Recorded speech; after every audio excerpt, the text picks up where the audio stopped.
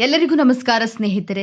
ನಿನ್ನ ವ್ಯಕ್ತಿತ್ವದ ಶಿಲ್ಪಿ ನೀನೆ. ವ್ಯಕ್ತಿತ್ವದ ಬೆಲೆ ಎಂದಿಗೂ ಕಳೆದುಕೊಳ್ಳಬೇಡ. ಕಾರಣ ನೀನು ವಿಶೇಷ, ನೀನು ಅದ್ಭುತ. ಈ ಆತ್ಮವಿಶ್ವಾಸ ಸದಾ ಹೀಗೆ ಇರಲಿ. ಮಕರ ರಾಶಿಯವರು ನಿಮ್ಮ ಜೀವನವನ್ನ ಗೆಲ್ಲಲು ನೀವು ಯಾವ 5 ಅಭ್ಯಾಸಗಳನ್ನ ಬಿಡಬೇಕು ಎಂಬಂತಹ ವಿಚಾರಗಳನ್ನ ಈ ವಿಡಿಯೋದಲ್ಲಿ ತಿಳಿಸಿಕೊಡಲಿದ್ದೇನೆ. ಅದಕ್ಕೂ ಮುಂಚೆ ನೀವೇನು ನಮ್ಮ ಚಾನೆಲ್ಗೆ ಸಬ್ಸ್ಕ್ರೈಬ್ ಆಗಿಲ್ಲ ಅಂದ್ರೆ ಈಗಲೇ ಸಬ್ಸ್ಕ್ರೈಬ್ ಆಗಿ, ಹಾಗೆ ವಿಡಿಯೋಗೆ ಲೈಕ್ ಮಾಡಿ, ವಿಡಿಯೋವನ್ನ ಸ್ಕಿಪ್ ಮಾಡದೆ ಕೊನೆ ತನಕ ನೋಡಿ. ಎಲ್ಲರೂ ಭಕ್ತಿಯಿಂದ ಓಂ ಶ್ರೀ ಶನೇಶ್ವರ ನಮಃ ಅಂತ ಕಾಮೆಂಟ್ ಮಾಡಿ. ಈ ಅಭ್ಯಾಸಗಳನ್ನ ತಿದ್ದುಕೊಂಡ್ರೆ ನಿಮ್ಮ ಜೀವನದಲ್ಲಿ ಸೋಲು ಎಂಬ ಪದಕ್ಕೆ ಅವಕಾಶವೇ ಇರೋದಿಲ್ಲ. ಮಕರ ರಾಶಿಯವರು ಹುಟ್ಟಿದಾಗ್ಲೇ ಈ 5 ಅಭ್ಯಾಸಗಳನ್ನ ನಿಮ್ಮ ಜೊತೆಯಲ್ಲೇ ಹುಟ್ಟುಕೊಂಡಿರುತ್ತದೆ. ಒಂದೊಂದಾಗಿ ನೋಡೋಣ. ಮಕರ ರಾಶಿಯವರು ಬದಲಾಯಿಸಿಕೊಳ್ಬೇಕಾದಂತಹ ಮೊದಲನೆಯ ಅಭ್ಯಾಸ, ನೀವು ನಿಮ್ಮ ಜಾಬ್ ಬಗ್ಗೆ, ಬಿಸ್ನೆಸ್ ಬಗ್ಗೆ ಹಾಗೂ ನಿಮ್ಮ ಸಂಬಂಧಗಳ ಬಗ್ಗೆ ತುಂಬಾ ಇನ್ಸೆಕ್ಯೂರ್ ಆಗಿರ್ತೀರಾ. ಜಾಬ್ ಹೊರಟು ಹೋದ್ರೆ ಏನ್ ಮಾಡೋದು, ಜಾಬ್ ಅಲ್ಲಿ ಸಮಸ್ಯೆ ಬಂದ್ರೆ, ಜಾಬ್ ಸಿಗಲಿಲ್ಲ ಅಂದ್ರೆ ಎಂಬಂತಹ ಅನೇಕ ನೆಗೆಟಿವ್ ಥಾಟ್ಸ್ ಗಳು ನಿಮ್ಮ ತಲೆಯಲ್ಲಿ ಓಡ್ತಾನೆ ಇರುತ್ತೆ. ಹಾಗೂ ಸಂಬಂಧಗಳ ಬಗ್ಗೆ ಇನ್ಸೆಕ್ಯೂರ್ ಆಗಿರ್ತೀರಾ. ಓವರ್ ಥಿಂಕಿಂಗ್ ಮಾಡೋದನ್ನ ಮೊದಲು ಬಿಡಬೇಕು. ನನ್ನ ಪ್ರಯತ್ನವನ್ನ ನಾನು ಪ್ರಾಮಾಣಿಕವಾಗಿ ಮಾಡ್ತೇನೆ, ನನ್ನ ಕರ್ಮವನ್ನ ಯಾವುದೇ ನಿರೀಕ್ಷೆ ಇಲ್ಲದೆ ಮಾಡ್ತೇನೆ, ಪ್ರತಿಫಲ ದೇವರಿಗೆ ಬಿಡ್ತೇನೆ ಎಂಬಂತಹ ಮನಸ್ಥಿತಿಯನ್ನ ಬೆಳೆಸ್ಕೊಳ್ಳಿ. ಏನಾಗುತ್ತದೆ, ಮಹಾನ್ ಅಂದ್ರೆ ಕೆಲಸ ಕಳೆದುಕೊಳ್ತೇನೆ, ಮತ್ತೊಂದು ಕೆಲಸ ಸಿಕ್ಕೇ ಸಿಗುತ್ತೆ, ಯಾಕೆ ಭಯ ಪಡಬೇಕು, ಯಾಕೆ ಓವರ್ ಥಿಂಕ್ ಮಾಡಬೇಕು, ಇನ್ನು ಮುಂದೆ ಓವರ್ ಥಿಂಕ್ ಮಾಡೋದಿಲ್ಲ, ಮನಸ್ಫೂರ್ತಿ ಪ್ರಯತ್ನವನ್ನ ಮಾಡ್ತೇನೆ, ನನ್ನ ಕರ್ಮವನ್ನ ಮಾಡ್ತೇನೆ ಎಂದುಕೊಳ್ಳಿ. ಆಗ ನಿಮ್ಮ ಮನಸ್ಸಿನಲ್ಲಿ ಕೆಟ್ಟ ಆಲೋಚನೆಗಳು ಬರುವುದೇ ಇಲ್ಲ. ನಿಮ್ಮ ಮನಸ್ಸು ಪ್ರಶಾಂತವಾಗಿದ್ರೆ ನಿಮ್ಮ ಮಾನಸಿಕ ಆರೋಗ್ಯ ಚೆನ್ನಾಗಿರುತ್ತೆ. ಮಾನಸಿಕ ಆರೋಗ್ಯ ಚೆನ್ನಾಗಿದ್ರೆ ದೈಹಿಕವಾಗಿಯೂ ಆರೋಗ್ಯವಾಗಿ ಇದ್ದೇ ಇರ್ತೀರಾ. ನೀವು ಚೆನ್ನಾಗಿದ್ರೆ ಜೀವನದಲ್ಲಿ ದೊಡ್ಡ ದೊಡ್ಡ ಸಾಧನೆಗಳನ್ನ ಮಾಡಬಹುದು, ನಿಮ್ಮ ಜೀವನವನ್ನ ಗೆಲ್ಲಬಹುದು. ಮಕರ ರಾಶಿಯವರು ಬದಲಾಯಿಸಿಕೊಳ್ಬೇಕಾದಂತಹ ಎರಡನೆಯ ಅಭ್ಯಾಸ, ನಿಮ್ಮ ಹಣದ ವ್ಯಯ ಮಾಡೋದ್ರಲ್ಲಿ ಗಮನವಿರಲಿ. ನಿಮ್ಮ ಎಕ್ಸ್ಪೆನ್ಸಿವ್ ಬಗ್ಗೆ ಕಂಟ್ರೋಲ್ ಇರಬೇಕು. 32ನೇ ವರ್ಷದವರೆಗೂ ನೀವು ಹಣವನ್ನ ಚೆನ್ನಾಗಿ ಖರ್ಚು ಮಾಡ್ತೀರಾ. 32ನೇ ವರ್ಷದ ನಂತರ ನಿಮ್ಮ ಖರ್ಚುಗಳ ಬಗ್ಗೆ ಹಿಡಿತವನ್ನ ಸಾಧಿಸಲು ಕಲಿಯುತ್ತೀರಾ. ಆದ್ರೆ ಮೊದಲಿನಿಂದಲೇ ಹಣಕಾಸಿನ ಉಳಿತಾಯದ ಬಗ್ಗೆ ಗಮನ ಹರಿಸಿದ್ರೆ ನೀವು ನಿಮ್ಮ ಜೀವನವನ್ನ ಗೆದ್ದೇ ಗೆಲ್ತೀರಾ. ಮಕರ ರಾಶಿಯವರು ಬದಲಾಯಿಸಿಕೊಳ್ಬೇಕಾದಂತಹ ಮೂರನೆಯ ಅಭ್ಯಾಸ, ಜೀವನದಲ್ಲಿ ರಿಸ್ಕ್ ಅನ್ನ ತೆಗೆದುಕೊಳ್ಳಲು ಮುಂದೆ ಬರೋದಿಲ್ಲ. 90% ಮಕರ ರಾಶಿಯವರು ರಿಸ್ಕ್ ತೆಗೆದುಕೊಳ್ಳಲು ಹೆದರುಕೊಳ್ತಾರೆ. ನಿಮ್ಮ ಲಗ್ನಾಧಿಪತಿ ಸ್ಟ್ರಾಂಗ್ ಆಗಿದ್ರೆ, ಲಗ್ನದಲ್ಲಿ ಪಾಸಿಟಿವ್ ಮಂಗಳ ಗ್ರಹ ಸಿದ್ಧವಿದ್ರೆ ರಿಸ್ಕ್ ಟೇಕರ್ ಆಗಿರ್ತೀರಾ, ತುಂಬಾ ಧೈರ್ಯಶಾಲಿಗಳು ಆಗಿರ್ತೀರಾ. ಇಲ್ಲದಿದ್ರೆ 90% ಮಕರ ರಾಶಿಯವರು ಜೀವನದಲ್ಲಿ ರಿಸ್ಕ್ ತೆಗೆದುಕೊಳ್ಳಲು ಭಯ ಪಡ್ತೀರಾ. ರಿಸ್ಕ್ ತೆಗೆದುಕೊಂಡು ಸೋತು ಹೋದರೆ ಎನ್ನುವಂತಹ ಭಯ, ಆ ಸೋಲಿನಿಂದ ಅನುಭವದ ಪಾಠವನ್ನ ಕಲಿಯಬಹುದು, ಮತ್ತೆ ಆ ತಪ್ಪಾಗದ ರೀತಿಯಲ್ಲಿ ಎಚ್ಚರಿಕೆಯನ್ನು ವಹಿಸಬಹುದು. ಎಕ್ಸಾಂಪಲ್, ನಾನು ಸ್ವಿಮ್ಮಿಂಗ್ ಕಲಿಯಬೇಕು ಅಂದುಕೊಂಡ್ರೆ ನೀರಿಗೆ ಇಳಿಯಲೇಬೇಕು. ಚಳಿ, ಮಳೆ, ಗಾಳಿ ಹೆದರಬಾರದು. ನೀರು, ಚಳಿ ಹೇಗಪ್ಪ ಅಂತ ಹೆದರ್ಕೊಂಡ್ರೆ ಈಜು ಕಲಿಯಲು ಅಸಾಧ್ಯ. ಹಾಗೆಯೇ ಜೀವನದಲ್ಲಿ ಏನನ್ನಾದ್ರೂ ಸಾಧಿಸಬೇಕು ಅಂದುಕೊಂಡ್ರೆ ಮೊದಲು ಮುನ್ನುಗ್ಗಬೇಕು. ಹೆದರಿಕೊಂಡು ಹಿಟ್ಟ ಹೆಜ್ಜೆಯನ್ನ ಹಿಂದಕ್ಕೆ ಇಡಬಾರದು. ಮಕರ ರಾಶಿಯವರು ಬದಲಾಯಿಸಿಕೊಳ್ಬೇಕಾದಂತಹ 4ನೇ ಅಭ್ಯಾಸ, ನಿಮ್ಮ ತಪ್ಪುಗಳನ್ನ ಯಾರಾದ್ರೂ ಹೇಗಾದ್ರೂ ತಿಳಿ ಹೇಳಿದ್ರೆ ನೀವು ನಿಮ್ಮ ತಪ್ಪುಗಳನ್ನ ಒಪ್ಕೊಳ್ಳೋದಿಲ್ಲ. ಆ ತಪ್ಪನ್ನ ಸುತ್ತಿ ಬಳಸಿ ಹೇಳ್ತೀರಾ, ನೇರವಾಗಿ ಒಪ್ಕೊಳ್ಳೋದಿಲ್ಲ. ನಮ್ಮ ಬೆನ್ನು ನಮಗೆ ಯಾವತ್ತೂ ಕಾಣೋದಿಲ್ಲ, ಹಾಗೆ ನಮ್ಮ ತಪ್ಪುಗಳು ನಮಗೆ ತಿಳಿಯೋದಿಲ್ಲ. ನಿಮ್ಮ ಕುಟುಂಬದವರು, ನಿಮ್ಮ ತಾಯಿ, ತಂದೆ ಅಥವಾ ಆತ್ಮೀಯರು ಹೇಳಿದಾಗ ಆ ಒಂದು ಕ್ಷಣ ಮೌನವಾಗಿ ನಿಮ್ಮ ಮನಸ್ಸಿನಲ್ಲಿ ತರ್ಕಬದ್ಧವಾಗಿ, ಅಂದ್ರೆ ಲಾಜಿಕಲ್ ಆಗಿ ಥಿಂಕ್ ಮಾಡಿ, ತಪ್ಪಿದ್ರೆ ಹೌದು, ಮನುಷ್ಯ ಅಂದಮೇಲೆ ತಪ್ಪು ಮಾಡೋದು ಸಹಜ, ಅದನ್ನ ತಿದ್ದುಕೊಂಡು ಮುಂದೆ ತಪ್ಪು ಮರುಕಳಿಸದಂತೆ ಎಚ್ಚರಿಕೆಯನ್ನು ವಹಿಸಿದ್ರೆ ನಿಮ್ಮ ಜೀವನದಲ್ಲಿ ಕಷ್ಟ, ಅವಮಾನಗಳು, ದುಃಖ ಕಡಿಮೆಯಾಗಿ ಜೀವನದಲ್ಲಿ ಯಶಸ್ಸನ್ನ ಪಡೆಯುತ್ತೀರಾ. ಮಕರ ರಾಶಿಯವರು ಬದಲಾಯಿಸಿಕೊಳ್ಬೇಕಾದಂತಹ 5ನೇ ಅಭ್ಯಾಸ, ಪ್ರತಿಯೊಂದು ಚಿಕ್ಕ ಪುಟ್ಟ ಮಾತುಗಳನ್ನ ಮನಸ್ಸಿಗೆ ಬಹಳ ಬೇಗ ಹಚ್ಕೊಂಡು ಚಿಂತೆ ಮಾಡಿ ದುಃಖವನ್ನ ಪಡುವುದನ್ನ ಬಿಡಬೇಕು. ನಿಮ್ಮ ಮ್ಯಾರಿಡ್ ಲೈಫ್ ನಲ್ಲಿ, ಲವ್ ಲೈಫ್ ನಲ್ಲಿ, ಜಾಬ್, ಬಿಸ್ನೆಸ್ ನಲ್ಲಿ ಯಾರಾದ್ರೂ ಒಂದು ಮಾತು ಹಾಡಿದ್ರೆ ಆ ಮಾತನ್ನ ಅಲ್ಲೇ ಇಗ್ನೋರ್ ಮಾಡಿ, ಆ ಮಾತನ್ನೇ ಮತ್ತೆ ಮನಸ್ಸಿಗೆ ಹಚ್ಚಿಕೊಂಡು ಕೊರಗಿದ್ರೆ ನಿಮ್ಮ ಇಡೀ ದಿನ ಹಾಳಾಗುತ್ತೆ. ನಿಮ್ಮ ಗೋಲ್ ಕಡೆ ಫೋಕಸ್ ಮಾಡೋದಕ್ಕೆ ಕಷ್ಟ ಆಗಬಹುದು. ಅದರಿಂದ ಆ ಮಾತುಗಳನ್ನ ಇಗ್ನೋರ್ ಮಾಡೋದನ್ನ ಕಲಿಯಬೇಕು. ಆ ವ್ಯಕ್ತಿಗಳನ್ನ ಸಹ ಇಗ್ನೋರ್ ಮಾಡಿ. ಅವರ ಉದ್ದೇಶ ಏನು ಗೊತ್ತಾ, ನಿಮ್ಮ ಗುರಿಯನ್ನ ತಪ್ಪಿಸಿ ನಿಮ್ಮ ಸೋಲನ್ನ ನೋಡಿ ಆನಂದ ಪಡುವ ಉದ್ದೇಶದಿಂದ ನಿಮ್ಮನ್ನ ಟಾರ್ಗೆಟ್ ಮಾಡಿ ಮಾತನಾಡ್ತಾರೆ. ನೀವು ಆ ವ್ಯಕ್ತಿಗಳನ್ನ ಸಹ ಇಗ್ನೋರ್ ಮಾಡಿ. ಅವರ ಉದ್ದೇಶ ಏನು ಗೊತ್ತಾ, ನಿಮ್ಮ ಗುರಿಯನ್ನ ತಪ್ಪಿಸಿ ಸೋಲನ್ನ ನೋಡಿ ಆನಂದ ಪಡುವ ಉದ್ದೇಶದಿಂದ ನಿಮ್ಮನ್ನ ಟ್ರಿಗರ್ ಮಾಡಿ ಮಾತನಾಡ್ತಾರೆ. ನೀವು ಆ ವ್ಯಕ್ತಿಗಳನ್ನ, ಅವರ ಮಾತುಗಳನ್ನ ನಿರ್ಲಕ್ಷ್ಯ ಮಾಡೋದನ್ನ ಕಲಿತ್ರೆ ನಿಮ್ಮ ಜೀವನದಲ್ಲಿ ನೀವು ಗೆಲ್ಲಬಹುದು. ಮಕರ ರಾಶಿಯವರು ನಿಮ್ಮ ಮನಸ್ಸಿಗೆ ನೋವು ಮಾಡಿಕೊಂಡು ಎದುರುಗಡೆ ಇರುವಂತಹ ವ್ಯಕ್ತಿಗಳ ಮನಸ್ಸಿಗೆ ನೋವಾಗುವ ರೀತಿಯಲ್ಲಿ ಮಾತನಾಡುವುದಿಲ್ಲ. ಮೌನವಾಗಿ ಒಳಗೊಳಗೆಯೇ ದುಃಖ ಪಡ್ತೀರಾ. ಈ ಗುಣವನ್ನ, ಅಭ್ಯಾಸವನ್ನ ಬದಲಾಯಿಸಿಕೊಳ್ಳಿ. ಆಮೇಲೆ ಈ ಮೇಲೆ ತಿಳಿಸಿದಂತಹ ಈ 5 ಅಭ್ಯಾಸಗಳನ್ನು ಬದಲಾಯಿಸಿಕೊಳ್ಳಲು ಪ್ರಯತ್ನಿಸಿ. ನೀವು 100% ನಿಮ್ಮ ಜೀವನವನ್ನ ಗೆಲ್ತೀರಾ. ಕರ್ಮ ಪ್ರಧಾನ ರಾಶಿಯಾದಂತಹ ಮಕರ ರಾಶಿಯವರ ನಕ್ಷತ್ರದ ಆಧಾರಿತ ಜನ್ಮ ರಹಸ್ಯವನ್ನ ನೋಡೋದಾದ್ರೆ, ನೀವು ಮಕರ ರಾಶಿಯ ಈ 3 ನಕ್ಷತ್ರದಲ್ಲಿ ಜನಿಸಲು ಕಾರಣ ಹಾಗೂ ಉದ್ದೇಶಗಳನ್ನ ತಿಳಿದುಕೊಳ್ಳೋಣ. ಕಾಲಪುರುಷನ ಪ್ರಕಾರ ಕುಂಡಲಿಯಲ್ಲಿ ಮಕರ ರಾಶಿಯು 10ನೇ ರಾಶಿಯಾಗಿದೆ. ಮಕರ ರಾಶಿಯಲ್ಲಿ ಉತ್ತರಾಷಾಢ ನಕ್ಷತ್ರದ 2, 3 ಹಾಗೂ 4ನೇ ಪಾದಗಳು, ಶ್ರವಣ ನಕ್ಷತ್ರದ 4 ಪಾದಗಳು, ಧನಿಷ್ಠ ನಕ್ಷತ್ರದ 1 ಹಾಗೂ 2ನೇ ಪಾದಗಳು ಕಂಡುಬರುತ್ತವೆ. ಮಕರ ರಾಶಿಯವರು ತನ್ನ ವ್ಯವಹಾರ ಬುದ್ಧಿಯಿಂದ ತನ್ನ ಶತ್ರುಗಳನ್ನ ಪ್ರಭಾವಿತರನ್ನಾಗಿ ಮಾಡುವಂತಹ ಶಕ್ತಿಯುಳ್ಳವರಾಗಿರ್ತಾರೆ. ಮಕರ ರಾಶಿಯವರು ಯಾವಾಗಲೂ ಶ್ರಮಜೀವಿಗಳು. ನಿಮ್ಮ ಎನರ್ಜಿಯೇ ನಿಮಗೆ ಶ್ರೀರಕ್ಷೆ. ಸದಾ ಕೆಲಸ ಮಾಡುವಂತಹ ಗುಣವನ್ನ ನೀವು ಹೊಂದಿರೋದ್ರಿಂದ ನಿಮ್ಮ ಶತ್ರುಗಳೇ ನಿಮ್ಮ ಕಡೆ ಆಕರ್ಷಿತರಾಗ್ತಾರೆ. ಮಕರ ರಾಶಿಯವರು ನಿಮ್ಮ ಸ್ವಭಾವಕ್ಕೆ ತಕ್ಕಂತೆ ಹಾಗೂ ಸಮಯಕ್ಕೆ ತಕ್ಕಂತೆ ಹೋರಾಟವನ್ನ ಮಾಡುವಂತಹ ಗುಣದವರಾಗಿರ್ತೀರಿ. ಮಕರ ರಾಶಿಯವರು ನಿಮ್ಮ ರಾಶಿಯಲ್ಲಿ ಕುಜಗ್ರಹ ಉಚ್ಚ ಸ್ಥಾನದಲ್ಲಿರುವ ಕಾರಣದಿಂದ ನೀವು ಯಾವುದೇ ಒಂದು ಹೋರಾಟದ ಗುಣ, ಸಾಹಸ ಹಾಗೂ ಪ್ರವೃತ್ತಿಯನ್ನ ಸದಾ ಶಕ್ತಿವಂತರಾಗಿರ್ತೀರಾ. ನಿಮಗೆ ಸಡನ್ ಆಗಿ ಕೋಪ ಬರೋದಿಲ್ಲ. ಕ್ರಮೇಣವಾಗಿ ಕೋಪಿಸಿಕೊಂಡು ನಿಧಾನವಾಗಿ ಶಾಂತವಾಗ್ತೀರಾ. ಮಕರ ರಾಶಿಯವರು ಸತತ ಪರಿಶ್ರಮ ಹಾಗೂ ಕೆಲಸ ಮಾಡುವಂತಹ ಆಶಾವಾದಿಗಳಾಗಿರ್ತಾರೆ. ಬೇರೆಯವರಿಗೆ ಸಹಾನುಭೂತಿಯಿಂದ ಪ್ರೀತಿ ತೋರಿಸ್ತೀರಾ. ಮಕರ ರಾಶಿಯವರು ನೀವು ಬಾಲ್ಯದಲ್ಲಿ ಬಹಳ ತುಂಬಾ ಕಷ್ಟಪಟ್ಟಿರ್ತೀರಾ. ನಿಮಗೆ 30 ವರ್ಷಗಳು ತುಂಬಿದ ನಂತರ ನಿಧಾನವಾಗಿ ಯಶಸ್ಸನ್ನ ಕಾಣುತ್ತಾ ಹೋಗ್ತೀರಾ. ಮುಂದೊಂದು ದಿನ ನೀವು ಅಂದುಕೊಂಡಂತಹ ಗುರಿಯನ್ನ ತಲುಪ್ತೀರಾ. ನಿಮ್ಮ ವಿವಾಹ ಜೀವನ ಬಹಳ ಸಂಘರ್ಷದಿಂದ ಕೂಡಿರುತ್ತೆ. ಮಕರ ರಾಶಿಯವರು ನಿಮಗೆ 30 ವರ್ಷಗಳು ತುಂಬಿದ ನಂತರ ನಿಮ್ಮ ವಯಸ್ಸು ಏರಿಕೆ ಆದಂತೆಲ್ಲ ಸಮಾಜದಲ್ಲಿ ನಿಮಗೆ ಗೌರವ, ಸನ್ಮಾನ, ಯಶಸ್ಸು, ಕೀರ್ತಿ, ಸುಖ, ಸಂತೋಷ, ಒಳ್ಳೆಯ ಸಂತುಷ್ಟ ಜೀವನ ನಿಮಗೆ ಪ್ರಾಪ್ತಿಯಾಗುತ್ತೆ. ಮಕರ ರಾಶಿಯವರು ನೀವು ಏಕಾಂತ ಪ್ರಿಯರಾಗಿರ್ತೀರಾ. ನೀವು ಮಕರ ರಾಶಿಯಲ್ಲೇ ಜನಿಸಲು ಕಾರಣವೇನು ಎಂದು ನೋಡೋದಾದ್ರೆ, ನಿಮ್ಮ ಪೂರ್ವ ಜನ್ಮದ ಕುಂಡಲಿಯ 1, 5, 9ನೇ ಭಾವದಿಂದ ವಿಶ್ಲೇಷಿಸಬೇಕು. ನೀವು ಹಿಂದಿನ ಪೂರ್ವ ಜನ್ಮವನ್ನ ತಿಳಿಯಲು ಪಂಚಮ ಭಾವ ಹಾಗೂ ಮುಂದಿನ ಜನ್ಮವನ್ನ ನೋಡಲು ನವಮ ಭಾವವನ್ನ ನೋಡಬೇಕು. ನಿಮ್ಮ ಪಂಚಮ ಸ್ಥಾನ ವೃಷಭ ರಾಶಿಯಾಗಿದ್ದಾರೆ.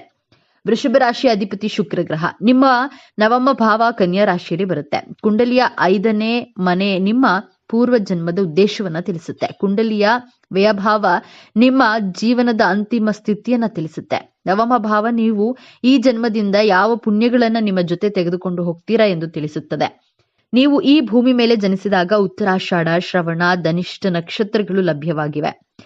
ನೀವು ಹಿಂದಿನ ಜನ್ಮದಲ್ಲಿ ಸತತವಾಗಿ ಕೆಲಸ ಕಾರ್ಯಗಳನ್ನ ಮಾಡುವುದರ ಜೊತೆಗೆ ನಿಮ್ಮ ಕುಟುಂಬ ಹಾಗೂ ಸ್ನೇಹಿತರ ಜೊತೆ ಪ್ರೀತಿ ವಿಶ್ವಾಸದಿಂದ ಇರದೆ ಪ್ರಾಪಂಚಿಕ ಸುಖ ಭೋಗಗಳನ್ನ ಅನುಭವಿಸಲು ಮರೆತಿರ್ತೀರಾ.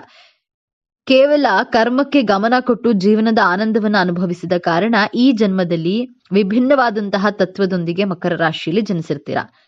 ಜೀವನದ ಆನಂದವನ್ನ ಅನುಭವಿಸುತ್ತಾ ಸತತ ಪ್ರಯತ್ನವನ್ನ ಮಾಡುವುದು ಮಕರ ರಾಶಿಯವರ ಮೂಲ ಗುಣವಾಗಿರುತ್ತೆ. ನಿಮ್ಮ ಹಿಂದಿನ ಜನ್ಮದ ಮೂಲ ಗುಣಗಳು ಈ ಜನ್ಮದಲ್ಲಿಯೂ ಸಹ ನಿಮ್ಮ ಜೊತೆಯಲ್ಲಿಯೇ ನಿಮಗೆ ರಕ್ತಗತವಾಗಿ ಬಂದಿರುತ್ತೆ. ನಿಮ್ಮ ಪಂಚಮೇಶ ಶುಕ್ರ ಗ್ರಹ ಪದೇ ಪದೇ ನಿಮಗೆ ಜ್ಞಾಪಿಸುತ್ತೆ. ನೀವು ಕೇವಲ ಕೆಲಸ ಮಾಡಲು ಪ್ರಾಮುಖ್ಯತೆ ಕೊಡದೆ ಜೀವನದ ಆನಂದವನ್ನ ಸಹ ಅನುಭವಿಸುವುದಿಲ್ಲ. ಅಂದ್ರೆ ಒಂದು ವೇಳೆ ನೀವು ಪ್ರಕೃತಿಯ ಸಾನ್ನಿಧ್ಯದಲ್ಲಿ ಬೆರೆಯದಿದ್ರೆ ಅಥವಾ ಪ್ರಕೃತಿಯೊಂದಿಗೆ ಸಮಯ ಕಳೆಯದಿದ್ರೆ, ಪ್ರಯಾಣವನ್ನ ಯಾತ್ರೆಯನ್ನ ಮಾಡದಿದ್ರೆ ಮುಂದಿನ ಜನ್ಮದಲ್ಲಿಯೂ ಸಹ ಮತ್ತೆ ಮಕರ ರಾಶಿಯಲ್ಲಿಯೇ ಜನಿಸಬೇಕಾಗುತ್ತದೆ. ಮಕರ ರಾಶಿ ಪ್ರಾಕೃತಿಕ ಕುಂಡಲಿಯಲ್ಲಿ 10ನೆಯ ಭಾವದಲ್ಲಿ ಬರುತ್ತದೆ. 10ನೆಯ ಭಾವ ಅಂದ್ರೆ ಬಹಳ ಬಲಯುತವಾದಂತಹ ಸ್ಥಾನ. ಕುಂಡಲಿಯ 4 ಕೇಂದ್ರ ಸ್ಥಾನವನ್ನ 10ನೆಯ ಸ್ಥಾನ ವಿಶೇಷವಾದುದು. ನಕ್ಷತ್ರದ ದೃಷ್ಟಿಯಿಂದ ನೋಡೋದಾದ್ರೆ ಉತ್ತರಾಷಾಢ ನಕ್ಷತ್ರದ ಅಧಿಪತಿ ಸೂರ್ಯದೇವ, ರಾಶಿಯಾಧಿಪತಿ ಶನಿಗ್ರಹ. ಆದ್ದರಿಂದ ಉತ್ತರಾಷಾಢ ನಕ್ಷತ್ರದ ಜಾತಕದವರು ಈ ಜನ್ಮದಲ್ಲಿ ಅಲೌಕಿಕ ಕಾರ್ಯಗಳನ್ನ ಮಾಡ್ತೀರಾ. ರಾಜಕೀಯ ಕ್ಷೇತ್ರದಲ್ಲಿ ಸೇವೆ ಮಾಡಲು ನಿಮ್ಮ ಜನನವಾಗಿರುತ್ತೆ. ನಿಮ್ಮ ಕುಟುಂಬದಲ್ಲಿಯೂ ನೀವೇ ರಾಜನ ರೀತಿ ನಿರ್ಧಾರಗಳನ್ನ ತೆಗೆದುಕೊಳ್ತೀರಾ. ನಾಯಕತ್ವದ ಗುಣ ನಿಮ್ಮ ರಕ್ತದಲ್ಲಿಯೇ ಬೆರೆತಿರುತ್ತೆ. ಆದ್ರೆ ಶನಿ ಹಾಗೂ ಸೂರ್ಯನ ಸಂಯೋಗವಿರುವುದರಿಂದ ಉತ್ತರಾಷಾಢ ನಕ್ಷತ್ರದವರು ನಾನು ನನ್ನಿಂದಲೇ ಎಂಬಂತಹ ಅಹಂಭಾವ ನಿಮ್ಮಲ್ಲಿ ಇದ್ದೇ ಇರುತ್ತೆ. ಒಂದು ವೇಳೆ ಈ ಭಾವನೆ ನಿಮಗೆ ಬರದೇ ಇದ್ರೆ ನಿಮ್ಮ ಜೀವನದಲ್ಲಿ ಅತ್ಯಂತ ಎತ್ತರದ ಮಟ್ಟವನ್ನ ತಲುಪಬಹುದಾಗಿದೆ.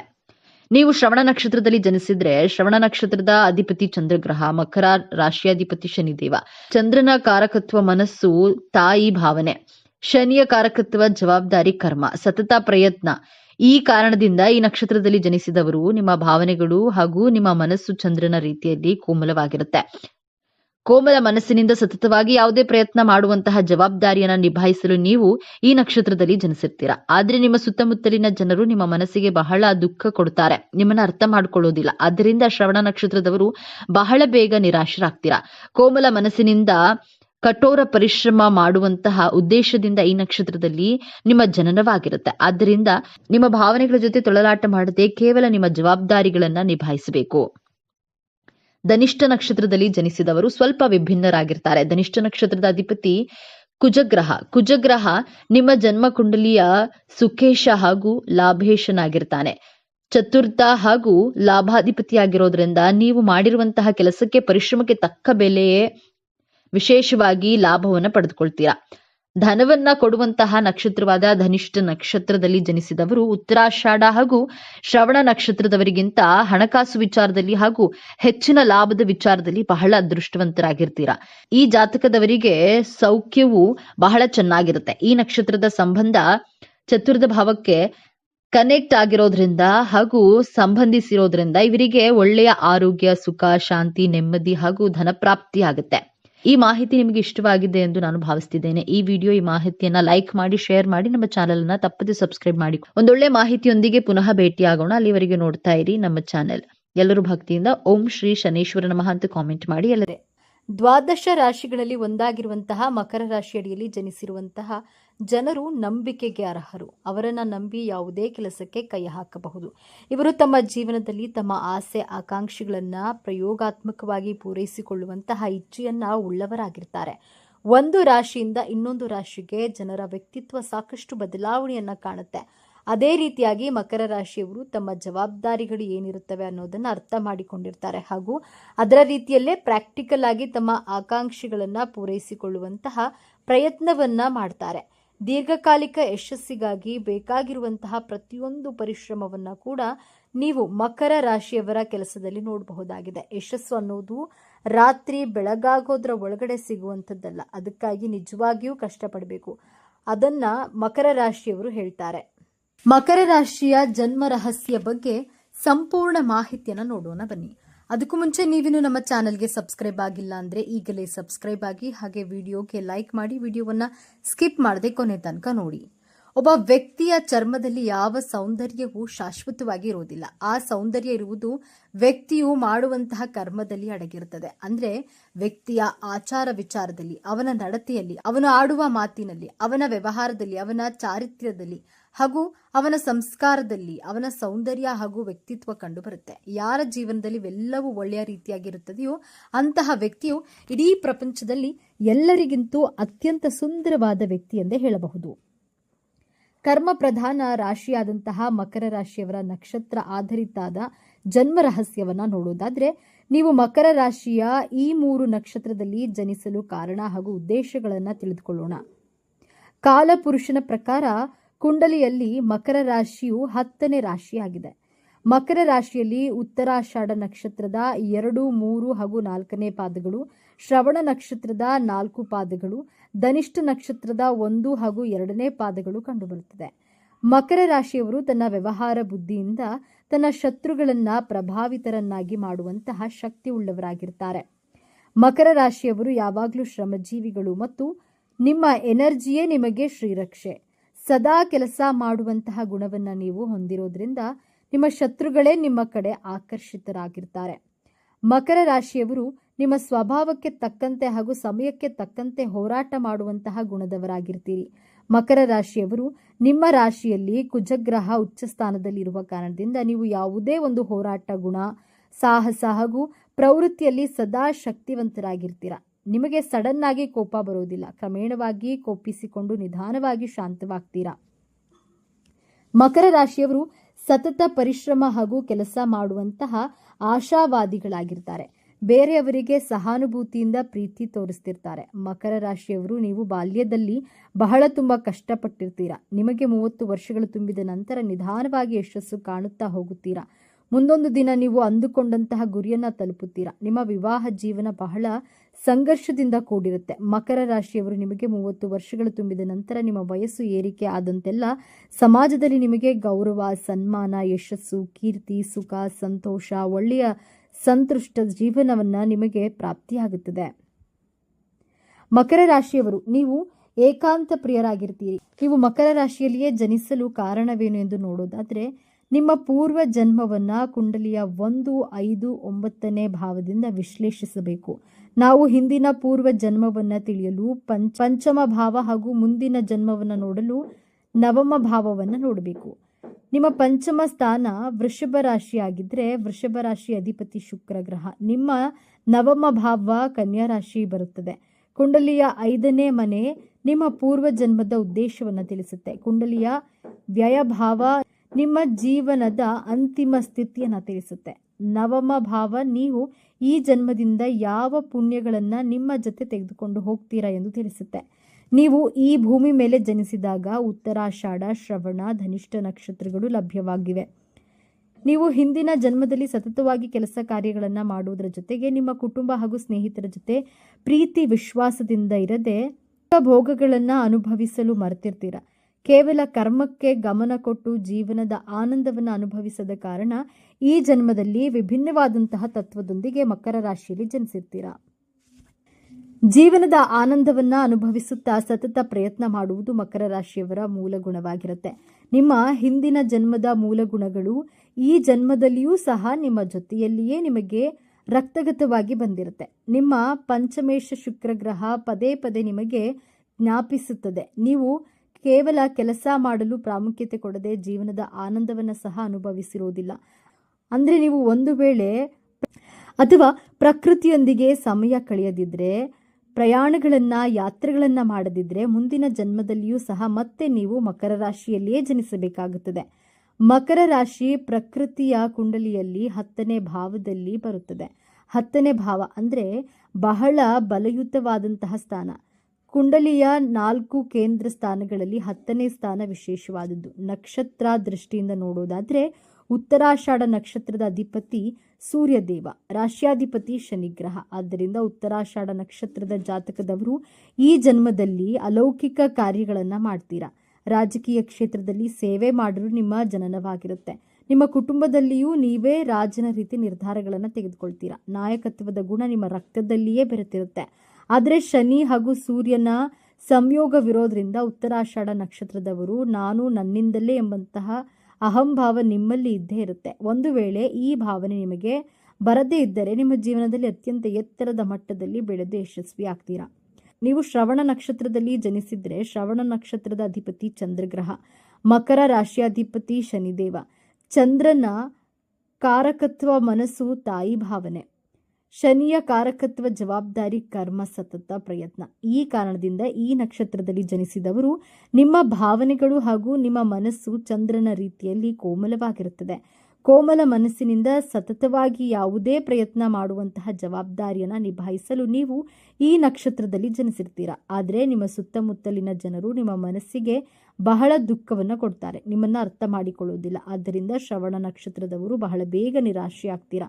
ಕೋಮಲ ಮನಸ್ಸಿನಿಂದ ಕಠೋರ ಪರಿಶ್ರಮ ಮಾಡುವಂತಹ ಉದ್ದೇಶದಿಂದ ಈ ನಕ್ಷತ್ರದಲ್ಲಿ ನಿಮ್ಮ ಜನನವಾಗಿರುತ್ತೆ. ಆದ್ದರಿಂದ ನಿಮ್ಮ ಭಾವನೆಗಳ ಜೊತೆ ತೊಳಲಾಟ ಮಾಡದೆ ಕೇವಲ ನಿಮ್ಮ ಜವಾಬ್ದಾರಿಗಳನ್ನು ನಿಭಾಯಿಸ್ತೀರಾ. ಧನಿಷ್ಠ ನಕ್ಷತ್ರದಲ್ಲಿ ಜನಿಸಿದವರು ಸ್ವಲ್ಪ ವಿಭಿನ್ನವಾಗಿರ್ತಾರೆ. ಧನಿಷ್ಠ ನಕ್ಷತ್ರದ ಅಧಿಪತಿ ಕುಜಗ್ರಹ. ಕುಜಗ್ರಹ ನಿಮ್ಮ ಜನ್ಮ ಕುಂಡಲಿಯ ಸುಕೇಶ ಹಾಗೂ ಲಾಭೇಶನಾಗಿರ್ತಾನೆ. ಚತುರ್ಥ ಹಾಗೂ ಲಾಭಾಧಿಪತಿಯಾಗಿರೋದ್ರಿಂದ ನೀವು ಮಾಡಿರುವಂತಹ ಕೆಲಸಕ್ಕೆ, ಪರಿಶ್ರಮಕ್ಕೆ ತಕ್ಕ ಬೆಲೆ ಹಾಗೆಯೇ ವಿಶೇಷ ಲಾಭವನ್ನು ಪಡೆದುಕೊಳ್ತೀರಾ. ಧನವನ್ನು ಕೊಡುವಂತಹ ನಕ್ಷತ್ರವಾದ ಧನಿಷ್ಠ ನಕ್ಷತ್ರದಲ್ಲಿ ಜನಿಸಿದವರು ಉತ್ತರಾಷಾಢ ಹಾಗೂ ಶ್ರವಣ ನಕ್ಷತ್ರದವರಿಗಿಂತ ಹಣಕಾಸು ವಿಚಾರದಲ್ಲಿ ಹಾಗೂ ಹೆಚ್ಚಿನ ಲಾಭದ ವಿಚಾರದಲ್ಲಿ ಬಹಳ ಅದೃಷ್ಟವಂತರಾಗಿರ್ತೀರ. ಈ ಜಾತಕದವರಿಗೆ ಸೌಖ್ಯವು ಬಹಳ ಚೆನ್ನಾಗಿರುತ್ತದೆ. ಈ ನಕ್ಷತ್ರದ ಸಂಬಂಧ ಚತುರ್ಭಾವಕ್ಕೆ ಕನೆಕ್ಟ್ ಆಗಿರೋದ್ರಿಂದ ಹಾಗೂ ಸಂಬಂಧಿಸಿರೋದ್ರಿಂದ ಇವರಿಗೆ ಒಳ್ಳೆಯ ಆರೋಗ್ಯ, ಸುಖ, ಶಾಂತಿ, ನೆಮ್ಮದಿ ಹಾಗೂ ಧನಪ್ರಾಪ್ತಿಯಾಗುತ್ತದೆ. ಮಕರ ರಾಶಿಯವರಿಗೆ ನಿಮ್ಮ ಜೊತೆ ಇರುವವರೇ, ನಿಮ್ಮ ಸುತ್ತಮುತ್ತಲಿನವರೇ ನಿಮಗೆ ಅವಮಾನ ಮಾಡ್ತಾರೆ. ಅವಮಾನ ಮಾಡುವವರು, ಕಾಲೆಳೆಯುವವರು ಪಕ್ಕದಲ್ಲಿ ಇದ್ದಾಗಲೇ ನಾವು ಬೆಳೆಯಲು ಹಾಗೂ ಮುಂದೆ ಹೋಗಲು ಪ್ರೋತ್ಸಾಹ, ಸ್ಫೂರ್ತಿ, ಹುಮ್ಮಸ್ಸು ಸಿಗಲು ಸಾಧ್ಯವಾಗುತ್ತೆ. ನಿಮ್ಮ ಜೀವನದ ಯಶಸ್ಸಿಗೆ ಮುಖ್ಯವಾದ ಕಾರಣರಾದವರು ಅಂದರೆ ನಿಮ್ಮ ಶತ್ರುಗಳೇ. ಆದ್ದರಿಂದ ಶತ್ರುಗಳು ಅವಮಾನ ಮಾಡಿದ್ರು, ಹೀಯಾಳಿಸಿದ್ರು ಅವರ ಕಡೆ ಹೆಚ್ಚು ಗಮನ ಕೊಡದೆ, ಕಿವಿಗೊಡದೆ ನಿಮ್ಮ ಗುರಿ ಹಾಗೂ ನಿಮ್ಮ ಉದ್ದೇಶದ ಕಡೆ ಸತತವಾಗಿ ಪ್ರಯತ್ನ ಮಾಡಿದರೆ ಜಯ ನಿಮ್ಮದೇ ಆಗಿರುತ್ತೆ. ಒಟ್ಟಾರೆಯಾಗಿ ಹೇಳೋದಾದ್ರೆ ಮಕರ ರಾಶಿಯವರೇ ಸರಿಸಾಟಿ. ಇವರ ಸತತ ಪರಿಶ್ರಮದಿಂದ ಇವರು ಒಳ್ಳೆಯ ಧನಲಾಭವನ್ನ ಪಡೆದು ಕುಬೇರರಾಗ್ತಾರೆ, ಅಂದ್ರೆ ಕೋಟ್ಯಾಧಿಪತಿಗಳಾಗ್ತಾರೆ. ತಾಳ್ಮೆಯ ವಿಚಾರದಲ್ಲಿ ಇವರನ್ನ ಯಾರಿಂದಲೂ ಮೀರಿಸಲು ಸಾಧ್ಯವಿಲ್ಲ. ತಾಳ್ಮೆ ಹಾಗೂ ಪರಿಶ್ರಮವೇ ಇವರ ಯಶಸ್ಸಿನ ಗುಟ್ಟು. ಮಕರ ರಾಶಿಯವರು ಚಿಕ್ಕ ವಯಸ್ಸಿನಲ್ಲಿಯೇ ಎಲ್ಲಾ ರೀತಿಯ ಕಷ್ಟಗಳನ್ನ ನೋಡಿರೋದ್ರಿಂದ 30 ವರ್ಷಗಳ ನಂತರ ಜೀವನದಲ್ಲಿ ಎಲ್ಲಾ ರೀತಿಯ ಐಷಾರಾಮಿಯ ಜೀವನ ನಡೆಸ್ತಾರೆ. ಇವರ ಒಳ್ಳೆಯ ಗುಣದಿಂದಾಗಿ ಈ ಜನನ ಹಾಗೂ ಮರಣ ಎಂಬಂತಹ ಚಕ್ರದಿಂದ ನೀವು ಮುಕ್ತಿಯನ್ನ ಪಡೆಯಬಹುದು. ಮಕರ ರಾಶಿಯವರ ವೀಕ್ನೆಸ್, ಅವರ ಬಳಿ ಎಷ್ಟೇ ಪಾಸಿಟಿವ್ ವಿಚಾರಗಳಿದ್ರೂ ಕೂಡ ಅವರು ನೆಗೆಟಿವ್ ಮಾಹಿತಿಗಳನ್ನು ಕೂಡ ನೀವು ತಿಳಿದುಕೊಳ್ಳಬೇಕಾಗಿರುವುದು ಪ್ರಮುಖವಾಗಿರುತ್ತೆ. ಕೆಲಸ ಅನ್ನೋದು ಖಂಡಿತವಾಗಿಯೂ ಪ್ರತಿಯೊಬ್ಬರಲ್ಲಿಯೂ ಕೂಡ ತಮ್ಮ ಜೀವನದಲ್ಲಿ ಅಂದುಕೊಂಡಿರುವಂತಹ ಗುರಿಯನ್ನು ಸಾಧಿಸೋದಕ್ಕೆ ಒಂದು ಸ್ಫೂರ್ತಿ ಆಗಿರುತ್ತೆ, ನಿಜ. ಆದರೆ ಪ್ರತಿ ಬಾರಿ ಕೂಡ ತಮ್ಮ ವೈಯಕ್ತಿಕ ಜೀವನವನ್ನು ಕೂಡ ಕಡೆಗಣಿಸಿ ಕೆಲಸಕ್ಕೆ ಹೆಚ್ಚು ಪ್ರಾತಿನಿಧ್ಯವನ್ನು ನೀಡಿದರೆ ಆ ಸಂದರ್ಭದಲ್ಲಿ ಜನರ ಜೊತೆಗಿರುವಂತಹ ಸಂಬಂಧ ಹಾಳಾಗುತ್ತೆ. ಹೀಗಾಗಿ ಆದಷ್ಟು ಕೆಲಸ ಹಾಗೂ ವೈಯಕ್ತಿಕ ಜೀವನ ಎರಡನ್ನೂ ಕೂಡ ಸಮ ರೀತಿಯಲ್ಲಿ ಸಮತೋಲಿಸುವುದು ಕೆಲಸಗಳನ್ನು ಮಾಡಬೇಕಾಗುತ್ತದೆ. ನೀವು ಮಕರ ರಾಶಿಯವರಾಗಿದ್ದಲ್ಲಿ ನಿಮ್ಮ ಜೀವನದಲ್ಲಿ ಈ ರೀತಿಯಾಗಿ ನಡೆದಿದ್ದಲ್ಲಿ ನಿಮ್ಮ ಅನಿಸಿಕೆ ಅಭಿಪ್ರಾಯಗಳನ್ನು ಹಂಚಿಕೊಳ್ಳಬಹುದು. ಈ ಮಾಹಿತಿ ನಿಮಗೆ ಇಷ್ಟವಾಗಿದೆ ಎಂದು ನಾನು ಭಾವಿಸ್ತೇನೆ. ಈ ವಿಡಿಯೋ ಮಾಹಿತಿಯನ್ನು ಲೈಕ್ ಮಾಡಿ, ಶೇರ್ ಮಾಡಿ, ನಮ್ಮ ಚಾನಲನ್ನು ತಪ್ಪದೆ ಸಬ್ಸ್ಕ್ರೈಬ್ ಮಾಡಿಕೊಳ್ಳಿ. ಒಂದೊಳ್ಳೆ ಮಾಹಿತಿಯೊಂದಿಗೆ ಪುನಃ ಭೇಟಿಯಾಗೋಣ. ಅಲ್ಲಿವರೆಗೂ ನೋಡ್ತಾ ಇರಿ ನಮ್ಮ ಚಾನಲ್. ಎಲ್ಲರೂ ಭಕ್ತಿಯಿಂದ ಓಂ ಶ್ರೀ ಶನೇಶ್ವರ ನಮಃ ಅಂತ ಕಾಮೆಂಟ್ ಮಾಡಿ. ಮಕರ ರಾಶಿಯವರ ಜೀವನದಲ್ಲಿ 2026 ಅತ್ಯಂತ ಮಹತ್ವಪೂರ್ಣವಾದಂತಹ ವರ್ಷವಾಗಿದೆ. ನಿಮ್ಮ ಜೀವನದಲ್ಲಿ 19 ಚಮತ್ಕಾರಗಳು ನಡೆಯಲಿವೆ. ಜೀವನದಲ್ಲಿ ಯಾವೆಲ್ಲ ಚಮತ್ಕಾರಗಳು ನಡೆಯುತ್ತವೆ ಎನ್ನುವಂತಹ ವಿಚಾರಗಳನ್ನ ಈ ವಿಡಿಯೋದಲ್ಲಿ ತಿಳಿಸಿಕೊಡಲಿದ್ದೇನೆ.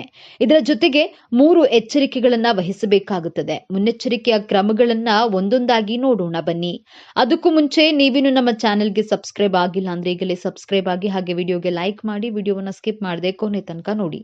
ಎಲ್ಲರೂ ಭಕ್ತಿಯಿಂದ ಓಂ ನಮಃ ಶಿವಾಯ ಅಂತ ಕಾಮೆಂಟ್ ಮಾಡಿ. ನಿಮಗಿರುವಂತಹ ಕಷ್ಟಗಳು, ಅನುಮಾನಗಳು, ದುಃಖಗಳು ಈ ಎಲ್ಲದರಿಂದಲೂ ಮುಕ್ತಿ ಸಿಗಲಿದೆ. 19 ಚಮತ್ಕಾರಗಳಲ್ಲಿ ಮೊದಲನೆಯದಾಗಿ ಮಕರ ರಾಶಿಯವರಿಗೆ ಶತ್ರುಗಳು ನಾಶವಾಗಲಿದ್ದಾರೆ. 2026ರಲ್ಲಿ ಮಕರ ರಾಶಿಯವರಿಗೆ 10-15 ವರ್ಷಗಳಿಂದ ಕಾಟ ಕೊಡ್ತಿದ್ದಂತಹ ಶತ್ರುಗಳಾಗಲಿ ಅಥವಾ ಗುಪ್ತ ಶತ್ರುಗಳೇ ಆಗಲಿ, ಸ್ವಂತ ಹಿತಶತ್ರುಗಳೇ ಆಗಲಿ, ಶತ್ರುಗಳ ಸಂಖ್ಯೆ ಕಡಿಮೆಯಾಗುತ್ತದೆ. ನಿಮಗೆ ಹೆದರಿಸುವವರು, ಬೆದರಿಸುವವರು ನಿಮ್ಮಿಂದ ದೂರ ಓಡುವಂತಹ ಸಮಯ ಬರ್ತಿದೆ. ಶನಿಗ್ರಹ ಮಧ್ಯವರ್ಷದ ನಂತರ ನಿಮ್ಮ ಪರಾಕ್ರಮ ಭಾವವಾದಂತಹ ಮೀನ ರಾಶಿಗೆ ಪ್ರವೇಶಿಸಿದಾಗ ನಿಮಗೆ ತೊಂದರೆ ಕೊಡ್ತಿದ್ದಂತಹ ಶತ್ರುಗಳು ನಿಮ್ಮಿಂದ ದೂರವಾಗ್ತಾರೆ. ಎರಡನೆಯದಾಗಿ ಮಕರ ರಾಶಿಯಲ್ಲಿ ಚಾಲೆಂಜಿಂಗ್ ನೇಚರ್ ಗುಣ ಹೆಚ್ಚಾಗುತ್ತದೆ. 2026ರಲ್ಲಿ ಮಕರ ರಾಶಿಗೆ ಸಂಬಂಧಿಸಿದಂತಹ ಚಿಕ್ಕ ಮಕ್ಕಳಾದರೂ ಸರಿ, ಯುವಕರಾದರೂ ಸರಿ, ವಯಸ್ಸಾದವರಾದರೂ ಸರಿ, ಮಹಿಳೆಯರೇ ಆಗಲಿ ಪುರುಷರೇ ಆಗಲಿ ದೊಡ್ಡ ಚಾಲೆಂಜ್ ಅನ್ನ ಕೈಗೆ ತೆಗೆದುಕೊಂಡು ಆ ಚಾಲೆಂಜ್ ಅನ್ನ ಅಚೀವ್ ಮಾಡ್ತೀರಾ. ಅಂದ್ರೆ ಜೀವನದಲ್ಲಿ ಯಶಸ್ಸು ಪಡೆಯುತ್ತೀರಾ. ಜೀವನದಲ್ಲಿ ಏನನ್ನಾದ್ರೂ ಸಾಧನೆ ಮಾಡಬೇಕು, ನಂಬರ್ 1 ಆಗಬೇಕು ಅನ್ನುವಂತಹ ಅಚಲವಾದಂತಹ ತುಂಬಾ ಸ್ಟ್ರಾಂಗ್ ಆದಂತಹ ಚಾಲೆಂಜ್ ನ ತೆಗೆದುಕೊಂಡು ಅದನ್ನ ಅಚೀವ್ ಮಾಡುವಂತಹ ಯೋಗ ನಿಮ್ಮದಾಗಲಿದೆ. ಮೂರನೆಯ ಚಮತ್ಕಾರ 2026ರಲ್ಲಿ ಮಕರ ರಾಶಿಯವರ ಜೀವನದಲ್ಲಿ ಹೊಸ ಸಂಬಂಧಿಕರು, ಸ್ನೇಹಿತರು ಸಿಗುವ ಮೂಲಕ ನಿಮ್ಮ ಜೀವನದಲ್ಲಿ ಸುಖ ಸಂತೋಷವನ್ನ ಕಾಣ್ತೀರಿ. ಮಕರ ರಾಶಿಯವರು ಒಂಟಿಯಾಗಿರಲು ಇಷ್ಟಪಡ್ತೀರಾ. ಆದ್ರೆ 2026ರಲ್ಲಿ ಹೊಸ ಸ್ನೇಹಿತರು, ಹೊಸ ಸಂಬಂಧಿಕರ ಪರಿಚಯವಾಗುತ್ತದೆ. ನಿಮ್ಮ ಜೀವನ ಹೊಸತನದಿಂದ, ಹೊಸ ಆಲೋಚನೆಯಿಂದ ಕೂಡಿರುತ್ತದೆ. ನಾಲ್ಕನೆಯದಾಗಿ ಮಕರ ರಾಶಿಯವರು ಒಳ್ಳೆಯ ಹಣವನ್ನ ಸಂಪಾದನೆ ಮಾಡ್ತೀರಿ. ಹಣವನ್ನ ಉಳಿಸುವ, ಬೆಳೆಸುವ, ಹಣದ ವೃದ್ಧಿಯನ್ನ ಮಾಡುವಂತಹ ಆಲೋಚನೆಯನ್ನ ಬಹಳ ಅಚ್ಚುಕಟ್ಟಾಗಿ ಮಾಡಲಿದ್ದೀರಿ. 2026ರಲ್ಲಿ ಹೇಗೆ ಬ್ಯಾಂಕ್ ಬ್ಯಾಲೆನ್ಸ್ ಅನ್ನ ಇಟ್ಕೊಳ್ಬೇಕು, ಆದಾಯವನ್ನ ಹೇಗೆ ಹೆಚ್ಚಿಸ್ಕೊಳ್ಬೇಕು, ಆದಾಯವನ್ನ ಹೇಗೆ ಉಳಿಸ್ಕೊಳ್ಬೇಕು ಎನ್ನುವಂತಹ ಪ್ಲಾನಿಂಗ್ ಅನ್ನ ನಿಖರವಾಗಿ ಮಾಡಿರುವಿರಿ. ಮುಂದಿನ ದಿನಗಳಲ್ಲಿ ಹಣದ ಕೊರತೆ ಇಲ್ಲದ ಹಾಗೆ ಹಣವನ್ನ ಜೋಪಾನವಾಗಿ ಇಟ್ಕೊಳ್ಳಲಿದ್ದೀರಿ. ಇಷ್ಟೋ ದಿನ ಹಣದ ವಿಚಾರದಲ್ಲಿ ತುಂಬಾ ಜವಾಬ್ದಾರಿಯಿಂದ ಇದ್ದಂತಹ ಮಕರ ರಾಶಿಯವರು 2026ರಲ್ಲಿ ಹಣದ ಖರ್ಚು ವೆಚ್ಚಗಳ ಆದಾಯದ ಬಗ್ಗೆ ಬಹಳ ಕೇರ್ಫುಲ್ ಆಗಿ ಇರ್ತೀರಿ. ಐದನೆಯದಾಗಿ ಯಾರೊಬ್ಬರ ಸಹಾಯವಿಲ್ಲದಿದ್ರೂ ಒಬ್ಬರೇ 1 ಮ್ಯಾನ್ ಆರ್ಮಿಯ ರೀತಿಯಲ್ಲಿ ಹೋರಾಟವನ್ನ ಮಾಡಿ ಗೆಲುವು ನಿಮ್ಮದಾಗಿಸಿಕೊಳ್ತೀರಿ. 2026ರಲ್ಲಿ ಯಾರೇ ನಿಮ್ಮ ಕೈ ಬಿಟ್ರು ರಾಹು ಗ್ರಹ ನಿಮ್ಮ ದ್ವಿತೀಯ ಭಾವದಲ್ಲಿ, ಕೇತು ಅಷ್ಟಮದಲ್ಲಿ ಇರೋದ್ರಿಂದ ಒಂಟಿಯಾಗಿ ಹೋರಾಟವನ್ನ ಮಾಡಿ ಗೆಲ್ಲುವಂತಹ ಯೋಗ ನಿಮ್ಮದಾಗಲಿದೆ. ಆರನೆಯದಾಗಿ ಶನಿ ಗ್ರಹ ನಿಮ್ಮ ತೃತೀಯ ಭಾವದಂತಹ ಮೀನ ರಾಶಿಗೆ ಪ್ರವೇಶಿಸಿದಾಗ ನಿಮ್ಮ ಅಣ್ಣ, ತಮ್ಮ, ಅಕ್ಕ, ತಂಗಿಯರ ಜೊತೆ ಇದ್ದಂತಹ ವೈಮನಸ್ಸುಗಳು 10-15 ವರ್ಷದಿಂದ ಮುನಿಸ್ಕೊಂಡಿದ್ದ ಅಂದುಕೊಂಡಿದ್ದಂತಹ ನಿಮ್ಮ ದಾಯಾದಿಗಳು ನಿಮ್ಮ ಜೊತೆ ಕಾಂಪ್ರಮೈಸ್ ಆಗ್ತಾರೆ. ಕುಟುಂಬದಲ್ಲಿ ಸಂತೋಷವನ್ನ ಕಾಣ್ತೀರಾ. 7ನೇದಾಗಿ ಮಕರ ರಾಶಿಯವರಿಗೆ ನಿಮ್ಮ ಬಿಸ್ನೆಸ್ ಅಲ್ಲಿ ಲಾಸ್ ಆಗಿದ್ರು ಸಹ ರಿಕವರ್ ಆಗುವಂತಹ ಯೋಗ ನಿಮ್ಮದಾಗಿರುತ್ತದೆ. ಮಧ್ಯ ವರ್ಷದ ನಂತರ ನಿಮ್ಮ ಬಿಸ್ನೆಸ್ ಅಲ್ಲಿ ಹೆಚ್ಚಿನ ಧನ ಲಾಭವನ್ನ ಕಾಣಬಹುದು. 8ನೇದಾಗಿ ಮಕರ ರಾಶಿಯವರು ಬಹಳ ನಿರಾಶೆ ಹತಾಶೆಯಿಂದ ಕೂಡಿರ್ತೀರಾ. 2026ರಲ್ಲಿ ನಿಮ್ಮ ಭಾಗ್ಯಾಧಿಪತಿ ಬುಧ ಗ್ರಹ ನಿಮ್ಮ ಅದೃಷ್ಟವನ್ನ ದ್ವಿಗುಣಗೊಳಿಸಿ ನಿಮ್ಮ ಅದೃಷ್ಟ ನಿಮ್ಮ ಕೈ ಹಿಡಿಯುವಂತೆ ಮಾಡ್ತಾರೆ. ನಿಮ್ಮ ಜೀವನದಲ್ಲಿ ಹೊಸ ಭರವಸೆಯ ಬೆಳಕು ಮೂಡಲಿದೆ. 9ನೆಯ ಚಮತ್ಕಾರ 2026ರಲ್ಲಿ ಮಕರ ರಾಶಿಯವರಿಗೆ ನಿಮ್ಮ ಇಂಟ್ಯೂಷನ್ ಪವರ್ ಹೆಚ್ಚಾಗುತ್ತದೆ. ನಿಮ್ಮ 6th ಸೆನ್ಸ್ ಆಕ್ಟಿವ್ ಆಗುತ್ತದೆ. ಈ 7.5 ವರ್ಷದಲ್ಲಿ ಪೂರ್ವಪರ ಯೋಚನೆ ಮಾಡದೆ ಇನ್ವೆಸ್ಟ್ ಮಾಡ್ತೀರಾ. ಆದ್ರೆ 2026ರಲ್ಲಿ ಬಹಳ ಕೇರ್ಫುಲ್ ಆಗಿ ಯೋಚಿಸಿ ನಿಮ್ಮ 6th ಸೆನ್ಸ್ ಅನ್ನ ಆಕ್ಟಿವ್ ಮಾಡ್ಕೊಳ್ತೀರಾ. ಫ್ಯೂಚರ್ ಬಗ್ಗೆ ರೋಡ್ ಮ್ಯಾಪ್ ಅನ್ನ ರೆಡಿ ಮಾಡ್ಕೊಳ್ತೀರಾ. ಮಕರ ರಾಶಿಯವರು ಯಾರಾದ್ರೂ ಅಸ್ಟ್ರಾಲಜರ್ ಆಗಿದ್ರೆ ನಿಮ್ಮ ಇಂಟ್ಯೂಷನ್ ಪವರ್ ಇನ್ನಷ್ಟು ಹೆಚ್ಚಾಗುವಂತಹ ಸಾಧ್ಯತೆಗಳು 2026ರಲ್ಲಿ ನಿಮಗಿರಲಿದೆ. 10ನೇದಾಗಿ ನಿಮ್ಮ ಸುತ್ತಮುತ್ತ ನಿಮ್ಮ ಕುಟುಂಬದವರು ನಿಮಗೆ ಮೋಸ ದ್ರೋಹ ಮಾಡಿದ್ರೆ ಅದನ್ನ ಬಹಳ ಈಸಿಯಾಗಿ ಕಂಡು ಹಿಡಿಯುತ್ತೀರಿ. ಶನಿಯ 7.5 ಯಾರು ಒಳ್ಳೆಯವರು, ಯಾರು ಕೆಟ್ಟವರು, ಯಾರು ನಿಮ್ಮವರಲ್ಲ ಎನ್ನುವಂತಹ ಪಾಠವನ್ನ ಕಲಿತಿರ್ತೀರಿ. ಇದರ ಪ್ರತಿಫಲವಾಗಿ ಯಾರೇ ನಿಮ್ಮ ಜೊತೆ ಮೋಸ ಮಾಡಲು ಬಂದ್ರು ಮೊದಲೇ ಅದನ್ನ ಕಂಡು ಹಿಡಿದು ಬಹಳ ಎಚ್ಚರಿಕೆಯಿಂದ ನಿಭಾಯಿಸ್ತೀರಿ. 11ನೇದಾಗಿ ರಾಹುಗ್ರಹ ನಿಮ್ಮ ದ್ವಿತೀಯ ಸ್ಥಾನಕ್ಕೆ ಪ್ರವೇಶಿಸಿದಾಗ ವಿದೇಶದಿಂದ ಲಾಭವನ್ನ ನೋಡ್ತೀರಾ. ಫಾರಿನ್ ರಿಲೇಟೆಡ್ ಕಂಪನಿಗಳಲ್ಲಿ ಕೆಲಸ ಮಾಡ್ತಿರುವವರಿಗೆ ಹೆಚ್ಚಿನ ಧನ ಲಾಭವಾಗಲಿದೆ. ವಿದೇಶದಿಂದ ಹಣಕಾಸಿನ ವಹಿವಾಟು ಮಾಡುತ್ತಿರುವವರು ಹೆಚ್ಚಿನ ಲಾಭವನ್ನ ನೋಡ್ತೀರಾ. ಇಂಪೋರ್ಟ್ ಹಾಗೂ ಎಕ್ಸ್ಪೋರ್ಟ್ ಬಿಸ್ನೆಸ್ ಮಾಡ್ತಿರುವವರಿಗೆ ಬೆಸ್ಟ್ ಟೈಮ್ ಇದಾಗಿರುತ್ತೆ. ವಿದೇಶಗಳಲ್ಲಿ ಕೆಲಸ ಮಾಡಲು ಯಾರೆಲ್ಲ ಟ್ರೈ ಮಾಡ್ತಾ ಇರ್ತೀರಾ ಅವರಿಗೆಲ್ಲ ಜಾಬ್ ಸಿಗುವಂತಹ ಸಾಧ್ಯತೆ ಹೆಚ್ಚಾಗಿದೆ. ಫಾರಿನ್ ದೇಶಗಳಲ್ಲಿ ನೆಲೆಸುವಂತಹ ಯೋಗವೂ ಸಹ ಇದೆ. 12ನೇದಾಗಿ ಮಕರ ರಾಶಿಯವರು ಬಹಳ ದಿನಗಳಿಂದ ಮನೆ ಕಟ್ಟಬೇಕು ಎಂಬಂತಹ ಕನಸು ಕಟ್ಕೊಂಡಿರುವವರು 2026ರಲ್ಲಿ ಹೊಸ ಮನೆಯನ್ನ ಕಟ್ತೀರಾ ಅಥವಾ ಹೊಸ ಸೈಟ್ ಖರೀದಿಯನ್ನ ಮಾಡುವ ಯೋಗ ನಿಮ್ಮದಾಗುತ್ತದೆ. ಹೊಸ ಲೋನ್ ಅನ್ನ ತೆಗೆದುಕೊಂಡದ್ದಾದ್ರೂ ಸರಿ ಮನೆಯನ್ನ ಕಟ್ತೀರಿ. 13ನೇದಾಗಿ ಮಕರ ರಾಶಿಯವರು ಸೋಷಿಯಲ್ ಮೀಡಿಯಾದಲ್ಲಿ ಕೆಲಸ ಮಾಡ್ತಿದ್ರೆ, ಯೂಟ್ಯೂಬ್ ಅಲ್ಲಿ ಕೆಲಸ ಮಾಡ್ತಾ ಇರುವವರು, ಇನ್ಸ್ಟಾಗ್ರಾಮ್, ಫೇಸ್ಬುಕ್, ಟೆಲಿಗ್ರಾಮ್ ನಲ್ಲಿ ಆಕ್ಟಿವ್ ಆಗಿರುವವರು 2026ರಲ್ಲಿ ನಿಮ್ಮ ಆದಾಯ, ನಿಮ್ಮ ನೇಮ್ ಅಂಡ್ ಫೇಮ್ ಕೂಡ ಸಿಗುವಂತಹ ವರ್ಷವಾಗಿದೆ. 14ನೇದಾಗಿ ಮಕರ ರಾಶಿಯವರು ಸರ್ಕಾರಿ ನೌಕರಿಯಲ್ಲಿದ್ದು ಕಾರಣಾಂತರಗಳಿಂದ ಕೆಲಸದಿಂದ ಸಸ್ಪೆಂಡ್ ಆಗಿದ್ರೆ, ನಿಮ್ಮ ಮೇಲೆ ದೊಡ್ಡ ಆರೋಪವನ್ನ ಹೊರಿಸಿ ಕೆಲಸದಿಂದ ತೆಗೆದು ಹಾಕಿದ್ರೆ ಮತ್ತೆ ನಿಮ್ಮ ಮೇಲಿನ ಆರೋಪಗಳು ಸುಳ್ಳು ಅಂತ ಸಾಬೀತಾಗಿ ಮತ್ತೆ ಕೆಲಸ ಸಿಗುವಂತಹ ಚಮತ್ಕಾರಗಳು ನಡೆಯಲಿದೆ. 2026ರಲ್ಲಿ 15ನೇದಾಗಿ ಮಕರ ರಾಶಿಯವರಿಗೆ ಅನಾರೋಗ್ಯ ಸಮಸ್ಯೆಗಳಿದ್ರೆ ಒಳ್ಳೆಯ ಟ್ರೀಟ್ಮೆಂಟ್ ಸಿಗೋದ್ರ ಮೂಲಕ ನಿಮ್ಮ ಕಾಯಿಲೆಗಳು ಸಂಪೂರ್ಣವಾಗಿ ಗುಣವಾಗುತ್ತದೆ. ಉತ್ತಮ ಆರೋಗ್ಯವಂತರಾಗಿರ್ತೀರಿ. 16ನೇದಾಗಿ ಮಕರ ರಾಶಿಯವರಿಗೆ ಜೂನ್ ಜುಲೈ ತಿಂಗಳಲ್ಲಿ ನಿಮ್ಮ ಸಾಲವನ್ನು ಸಂಪೂರ್ಣವಾಗಿ ತೀರಿಸುತ್ತೀರಿ. ಸಾಲಗಳಿಂದ ಮುಕ್ತಿ ಹೊಂದುವಂತಹ ಚಮತ್ಕಾರವಾಗುತ್ತದೆ. 17ನೇದಾಗಿ ಮಕರ ರಾಶಿಯವರ ಕೆಲಸ ಹಾಗೂ ಬಿಸ್ನೆಸ್ ಅಲ್ಲಿ ಇದ್ದಂತಹ ಅಡೆತಡೆಗಳು, ತೊಂದರೆಗಳು ಎಲ್ಲವೂ ಕಡಿಮೆಯಾಗಿ ನಿಮ್ಮ ಜಾಬ್ ಹಾಗೂ ಬಿಸ್ನೆಸ್ಗಳು ಬಹಳ ಚೆನ್ನಾಗಿ ನಡೆಯೋದ್ರ ಮೂಲಕ ನೆಮ್ಮದಿಯ ವರ್ಷವಾಗಿರುತ್ತೆ. 18ನೇದಾಗಿ ಮಕರ ರಾಶಿಯವರು ಜಾಬ್ನಲ್ಲಿ ಪ್ರಮೋಷನ್ಗಾಗಿ ಅಥವಾ ಟ್ರಾನ್ಸ್ಫರ್ಗಾಗಿ ಟ್ರೈ ಮಾಡ್ತಾ ಇದ್ರೆ 2026 ಬೆಸ್ಟ್ ಟೈಮ್ ಅಂತ ಹೇಳಬಹುದು. ನಿಮ್ಮ ಜಾಬ್ ಅಲ್ಲಿ ಟ್ರಾನ್ಸ್ಫರ್ ಆಗುತ್ತೆ ಹಾಗೂ ಜಾಬ್ನಲ್ಲಿ ಪ್ರಮೋಷನ್ಗಳು ಆಗುತ್ತವೆ. 19ನೇದಾಗಿ ಮಕರ ರಾಶಿಯವರ ಮಕ್ಕಳು ಅವರ ವಿದ್ಯಾಭ್ಯಾಸವನ್ನ ಒಳ್ಳೆಯ ಅಚೀವ್ಮೆಂಟ್ ಮಾಡಿ ನೀವು ಹೆಮ್ಮೆ ಪಡುವಂತೆ ಮಾಡ್ತಾರೆ. ತಂದೆ ತಾಯಿಗೆ ಒಳ್ಳೆ ಹೆಸರನ್ನ ತಂದುಕೊಡ್ತಾರೆ.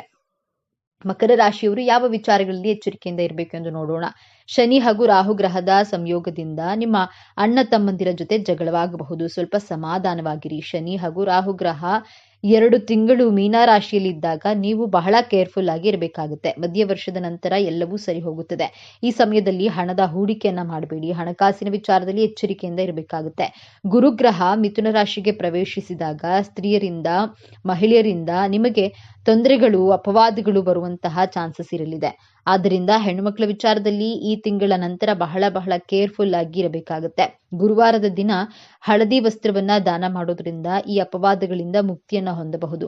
ಮಕರ ರಾಶಿಯವರಿಗೆ ನಿಮ್ಮ ವೈವಾಹಿಕ ಜೀವನದಲ್ಲಿ ವೈಮನಸ್ಸುಗಳು, ಮಿಸ್ಅಂಡರ್ಸ್ಟ್ಯಾಂಡಿಂಗ್ ಇದ್ದೇ ಇರುತ್ತೆ. ಆತುರಪಟ್ಟು ಡೈವರ್ಸ್ಗಾಗಿ ಅಪ್ಲೈ ಮಾಡಲು ಹೋಗಬೇಡಿ. ಮಾರ್ಚ್ ತಿಂಗಳ ನಂತರ ನಿಮ್ಮ ವೈವಾಹಿಕ ಜೀವನದಲ್ಲಿ ಇದ್ದಂತಹ ವೈಮನಸ್ಸುಗಳು, ಮಿಸ್ಅಂಡರ್ಸ್ಟ್ಯಾಂಡಿಂಗ್ ದೂರವಾಗುತ್ತೆ.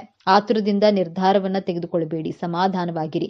ಮಕರ ರಾಶಿಯವರು 2026ರಲ್ಲಿ ಸಮಯವನ್ನ ವ್ಯರ್ಥ ಮಾಡದೆ ಒಂದೊಂದು ದಿನವನ್ನ, ಒಂದೊಂದು ಕ್ಷಣವನ್ನ ನಿಮ್ಮ ಜೀವನದಲ್ಲಿ ಸಾಧನೆಗೋಸ್ಕರ ಅದನ್ನ ಸದುಪಯೋಗ ಪಡಿಸಿಕೊಳ್ಳಿ. 2026ರಲ್ಲಿ ಮಕರ ರಾಶಿಯವರ ಜೀವನದಲ್ಲಿ ಭರವಸೆಯ ಬೆಳಕು ಮೂಡಲಿ ಎಂದು ಹಾರೈಸುತ್ತಾ ಈ ವಿಡಿಯೋವನ್ನ ಮುಗಿಸೋಣ.